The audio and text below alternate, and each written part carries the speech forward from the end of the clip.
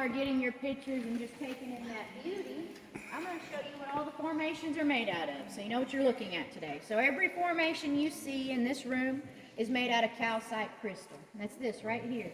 And it is a six-sided crystal. Some of it will shine back at you, some of it won't. Just depends on how that water deposits that crystal. But I love how it's translucent. And you'll see that as we're going through. Right. And when y'all get that in the back, just set it behind you. And cool. Becky will get those when we move along. All right, so I am going to go over the formations real quick before we move along, just so you know what I'm talking about as we make our way through. And don't be shy.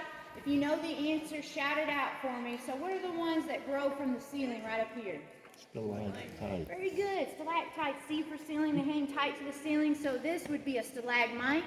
It might reach the ceiling, and G for ground, but how about when they grow together? Column. A column, yeah. Now here in the Ozarks, or the southern states I should say, why don't we call that a pillar? Yeah, cave drapery, cave curtains, also called cave bacon. Sometimes they will look like pieces of bacon. Mm-hmm. It's also called a flowstone because water has to flow over it to create it, and the stalactites and stalagmites are from dripping water. In the 60s, they had a carbide lamp, a flickering flame with a mirror behind it, okay? So they could see about from me to that. I need y'all to yell hello, and yell it with me. Don't leave me hanging, okay? Don't scream it, but yell it as loud as you can. Y'all ready? 1, 2, 3. Hello! Isn't that neat? I love it.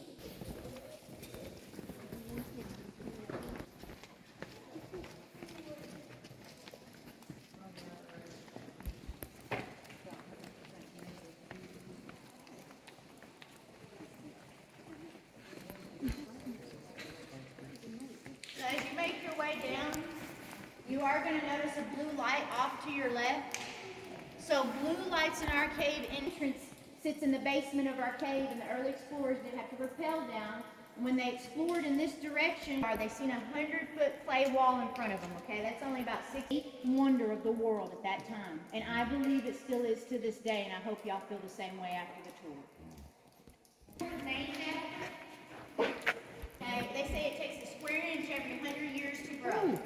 That can vary in the cave, but y'all, we've been here for 51 years and not seen any major changes in these big formations. What we can watch is how long it takes rainwater to enter the cave.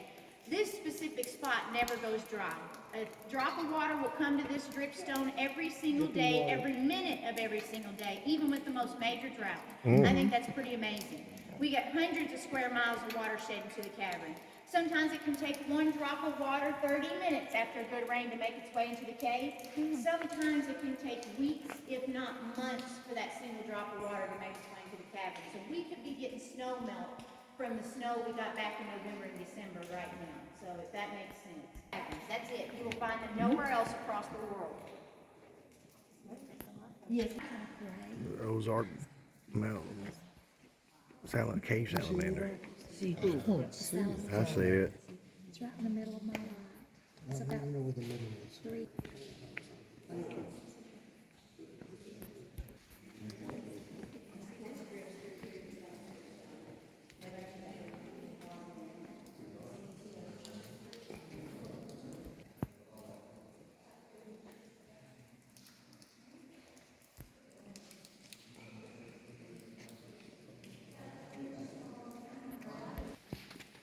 You can get a couple of these formations here, yeah. Man, it shows it a little better. There we go. Look how beautiful that. Oh man, that's magnanimous. So this is the same column we were looking at from the bleachers, but we were looking from that left-hand side there, okay? 70 feet tall. It would take about 40 people holding hands to wrap around the bottom. Very massive formation. Use your imagination. Now you probably noticed the different coloration as we've been going through. So if you look on this huge stalactite crystal without any stains, it's easily stained because it's a soft mineral. Like I said, it's barely harder than your fingernail. So if you see any yellows, that could be from, but that pure white is on the inside just like a potato. Okay, that's the best way to explain it. It's just like a potato. And as we're going through, make sure you pay attention. If you may got any questions before we move on, anything you need to know. How can I have your job? So, yeah, we've been hiring off and on, I'll tell you right now, we are short-handed. The thing is, it's part-time seasonal, so a lot of people don't go for jobs like that because it's part-time seasonal. Now, if you can make it work, I'm kidding, I'll take it to my supervisor, I'm not kidding you. We need some people, I'm telling you.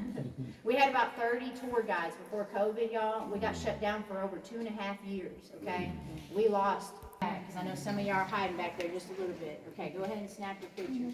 Now, right up here, when we get right up past this wall, you're gonna see a pure white flowstone that sparkles back at you. So you get to see that off to your left, right when you get past this big stalagmite.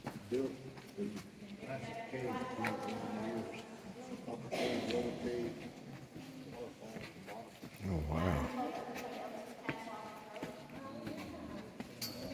These crystals, crystallized. Oh, wow.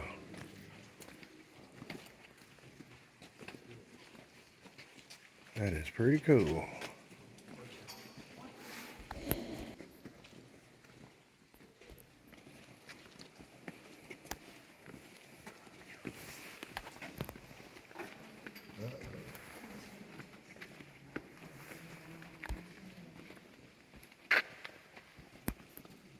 Down here, but what, there's airflow, you Yes, said, and yeah. so that's what keeps it smelling normal? Yes, sir. Yep, that constant airflow through here is what keeps it from, not smelling that musky, like a basement would.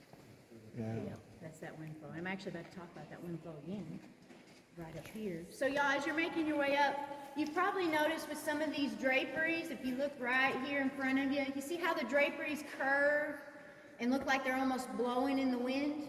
It's because they are. So those water droplets feel that wind flow in these big rooms even though we don't. So that's how you get the curves and the waves in those draperies, is from that constant wind.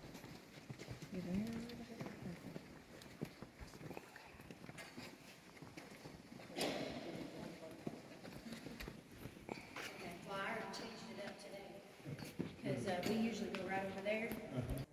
Now our next benches are in the next room. That'll do. Right, y'all, so pretty good curtains. Here's the audience, the people, of course you have the balcony here, and you also have the beautiful column. So that's what he thought looked like an opera box. Now to me, it kind of looks like an alligator over there. All them teeth and no toothbrush. And I also like pointing out the rope columns. These right here are about as big around as the railings we've been using. One's 16 foot and one's 18 foot. You'll see those all through the cave. And they're also our earthquake detectors. So if there really was any movement at all in this cave, those would be shattered to the ground. I told you it takes a square inch every 100 years to grow in a lab setting for that calcite. So just imagine how old those might be. Okay, they might be. Ooh. I heard somebody say, ship. Anybody see a ship? Yeah. I've heard totem poles. Oh, it's a ship. I've heard crawdad hills. The Titanic, yes. Termite mounds. Birthday cake with candles. Now, for some reason, Texans like to tell me that's a Texas cockroach on its back. I've heard that many times throughout the years. But we do call that the battleship. And the reason why we named it the battleship.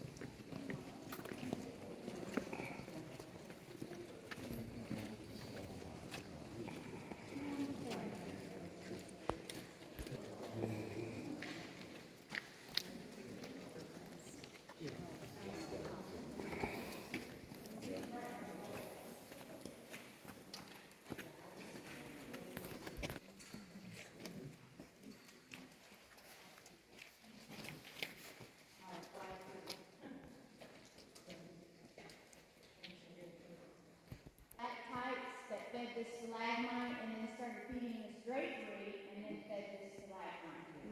So that's a 4-in-1. We used to show that all the time when we did round trips.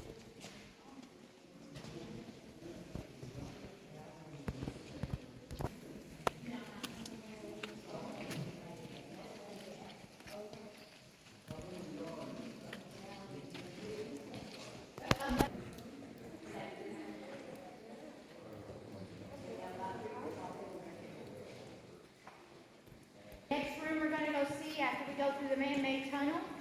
We didn't How build our big that tunnel. room is. We had to Holy build those smokes. stair steps, and we didn't want that on We this came from all the way over there. tunnel out instead. I know it sounds crazy using dynamite in the cave, though, but this. They built a big hole in the surface, drilled 141 feet down. So all the vibration and debris would go outside and not towards the cave. And then they drilled about 10 feet from each room. And I know they did that because these helictites hide right here. You know, helictites these are still hanging on. So I know for a fact that a lot of theories on those because they stumped geologists. And I'll tell you my favorite theory comes from European lore. They say cave gnomes come in every night. I love the cave so much. There's a lot of mystery to it. Cave gnomes. Going into the mountains above your head. So that's all that is. It's just where they drill down so they can blast this tunnel out. When you look up into the shaft, you're going to see concrete at the top. That is the forest floor, okay? You will be looking at the surface. So this gives you an idea of how far you are underground. All right, y'all, if you want to see the shaft, walk on the left. And the blue means it's open to another room.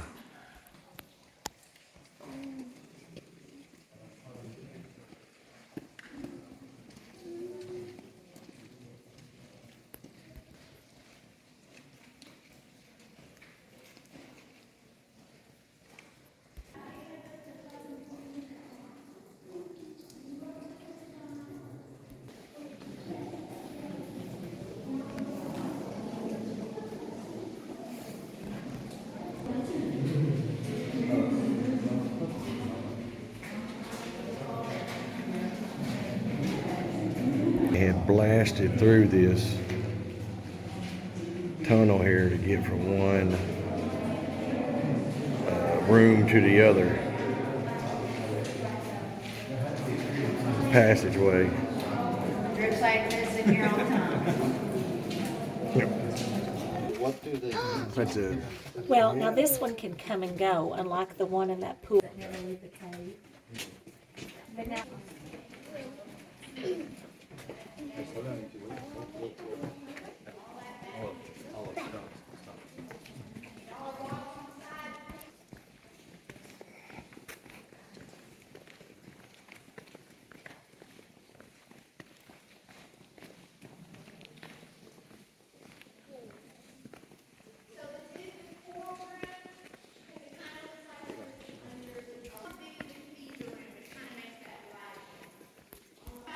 Another cave or another room passage. If you ever go on the Discovery Tour, you go smell that back right down there. We're going to walk this hibernate because they can't get out easily. There used to be front doors or natural entrances to this room. So if y'all look at the very back room, Becky's shining back there. So that's a natural entrance we believe caved in about 200 years ago.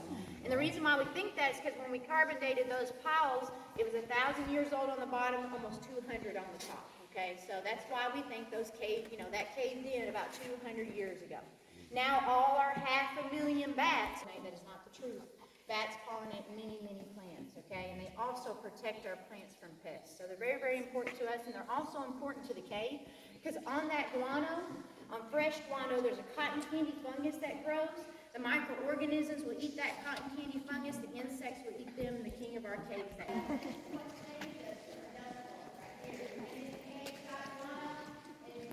Drink of that water over there. Ugh.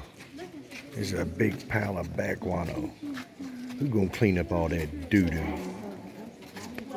No, I'm not cleaning up all that doo-doo. Smells like money. And I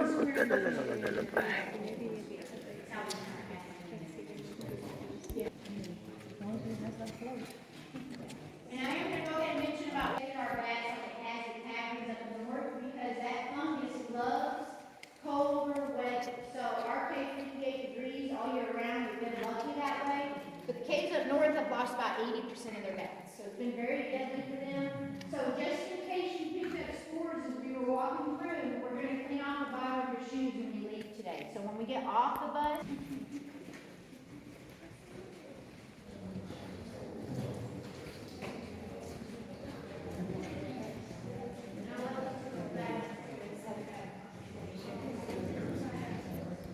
How far back that goes. Oh, there we go. Guess I figured that out.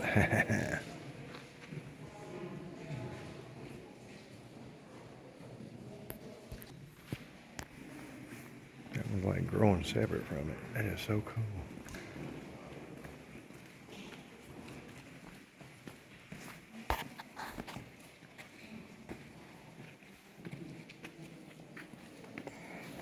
Temptation pass. Do not touch. Do not touch. I'm not touching. I'm not touching. Oh, that's pretty cool.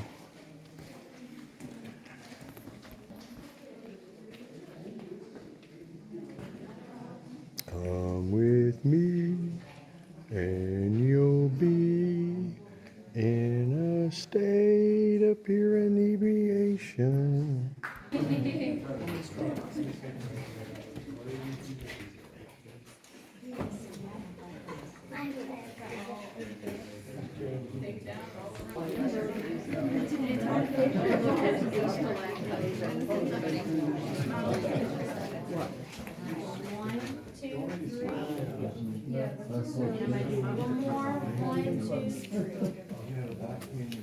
Wow, look at all these columns.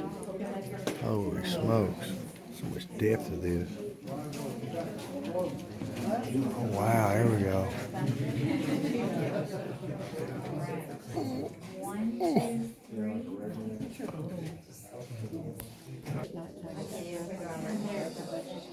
Oh, you get your phone. We do. Is this phone or your phone? Take that thing. His phone. If you're dropping everything. Yeah. Gov, however you want to do that. My name's Christy. This is Becky. If you didn't enjoy our tour, my name's Star, and this is Alex. Would y'all follow? See, 3 of the 5 species that we have. Yeah, there we go. He's so cool. That's the T-Rex of the cave. Yeah. So is that a different type of song? Yes, you've seen. I'll have you share some of your pictures. All right, here, why don't you guys back up? Someone else see it. There you go, Friday. Sorry. I've seen 2 of the 5 species we have, and this is the 3rd. So you guys got to see a little bit of our wildlife. There was a cave cricket stepping up on the bus, but especially getting off of the bus. You might have to duck, okay? Now, we do have a very full group. We do